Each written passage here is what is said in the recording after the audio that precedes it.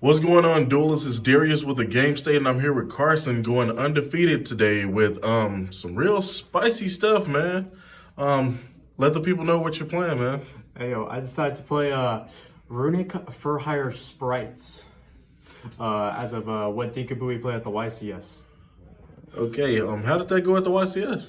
At the YCS, got top 4, looked pretty nice. I played the deck myself. Thought it looked really bad, but then you put the Sprite cards in it. I took inspiration from that, So I put my own twist on it, come up with this contraption I got here. Okay, and then today, what were the matchups? Round 1, I played against Earth Machine. Then round 2, I played against a... Round 2, I think I got the bye. And then round 3, I played against Tri-Brigade Sprite. Okay. Then round 4, I played against the Labyrinth. And that was pretty hard. Goes and match and these Labyrinth cards. Because this deck's very multi-attribute. All right, man. Without further ado, let's just dive right on into this deck profile. Okay. Let's start with the Fur Hires. Start with 3 Rex. It's the best card. It's the best Fur Hire you want to see because it's level 2, so it mixes with the Sprites and it searches you the card you need to pop off. And to go along with that, I'm running 3 Fossil Dig in order to get to it because it is a dinosaur monster. Then for the 1-ofs, run 1 Beat, 1 Dampa, 1 Raphael, and 1 Ricky for Hire. Ricky for Hire is your search target off of Rex, which can tribute any of the level 2s in order to get to Beats, which makes you go to Donner, which gets you off to your combo. Dump is your interruption so that Folgo can draw you cards, and Raphael is usually your search and then sometimes a monster negate to get you into your other engines. Then into the Sprites, run 3 blue. It's the best one you want to see, obviously. 1 Jet. If I had to make any changes, I'd probably run two of this just because going second, I do side smashers. So running a second Jet for blue to get in order to get to smashers instead of just going through it and then, having to hard draw it would be nice. 1 carrot and 1 red to obviously play around mostly things.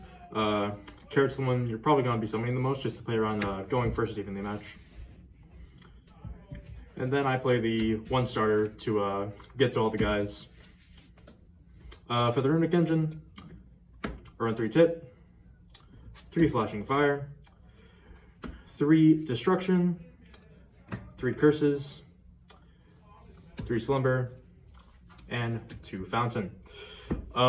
With this deck, you don't really want it's not like other kind of Runick decks like Runick and stuff where you want to see 2 Runick cards. Most of the time, you want to see 1 Runick card in order for that Runick card to get you your body, as well as Fountain. So once you get to Fountain, Folgo will then draw you into those Runick cards, and Raphael will excavate those Runick cards, and then you can start popping out with the Runick engine. So you only really need 1 Runick card in your opening hand, which is why I'm only running 16 at the moment.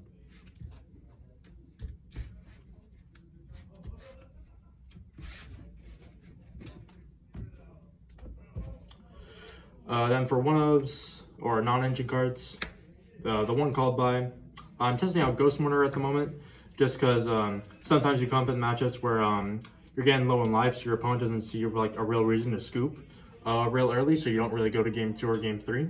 So you have to keep going over the advantage, and you can waste time. So Mourner I thought was one of the better hand traps to have, just because it negates, as well as burning them for a bit of damage, which indicates them to scoop. So we go to game 2. And finally, the best going second card of the format at the moment, Evenly Match. That's it for the main deck. To the extra deck, we'll start with the Runick Fusions. 2 Hugin, obviously searches the field spell, it's level 2, not really much to complain about this. 1 Gary and 1 Munin. Munin comes up for in cases where you really have to just in time, go straight to end phase, get some life points and all that. If you're in a game state where you only have Runick cards, it's also okay to summon just to protect your Fountain from Cosmic. Gary obviously just gets it back and is a good card to go battle phase, crash Gary, and get some interruptions out. Then for the Fur Hire extra deck monsters, I'm on 3 Donner, 1 Folgo. You could run 2 Folgo, as Castero could most likely rip it out of your extra deck, but I just think Kashtira players are so scared of like going second cards and playing around things that they're not really going for the Diablosis line anymore. You could run 2 if you're scared of that, but I prefer the run 3 Donner, as 3 Donner allows you to have basically soul charge every single turn off of just any 2 monsters. Also, you know, its pop effect does come up as relevant. So yeah, there's these guys. For generic links, I run Masquerena, Phoenix, Unicorn, and Underworld Goddess. This is probably pretty mandatory for Phoenix, just versus back row decks, because if you're not running Recon, which is the for hire that pops set cards, this is really your only back row removal for set back row that Mask can like go into even if you're under like Starter or Gigantic. Unicorn's Unicorn, and Underworld just there to get rid of you know, any untargetable big guys, you know. For the XCs, I'm playing 1 Gigantic, 1 Gym Buster, and 1 Mannequin Cat. Gigantic usually gets you to, after you're done with full go combo, if you have some extenders, you can go Gigantic into Rex to make Masquerena. Gym Buster is if you have Blue Jet to like play through Nibiru and stuff. And Mannequin Cat is honestly the best XCs here. This card will help you play through so much and get through interruptions. It's honestly extremely good card and it's absolutely mandatory in this deck. All right, man. Appreciate the deck profile. Before you go, I want to get your thoughts on the next set that's coming out, Cyberstorm Access.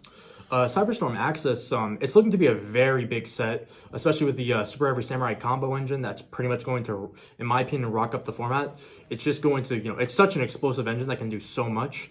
Some of the Cyber stuff in there could also bring Cyber's decks to a new thing. And also some of the TCG exclusives that could come up there could just completely change what we know from the OCG.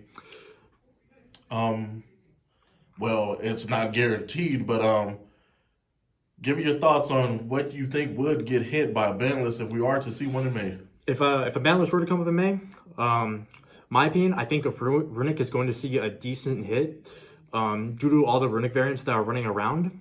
I think Runick is honestly one of the best engines that has been ever conceived by Konami. It's just such a versatile engine that gets you so much advantage. So I think Runick will see a hit. I think Diablosis will see a hit in Kashtira and maybe a few other hits. Expulsion needs to be hit, in my opinion. I don't know if Konami will hit, but it has to be hit. And then that's pretty much my ending thoughts.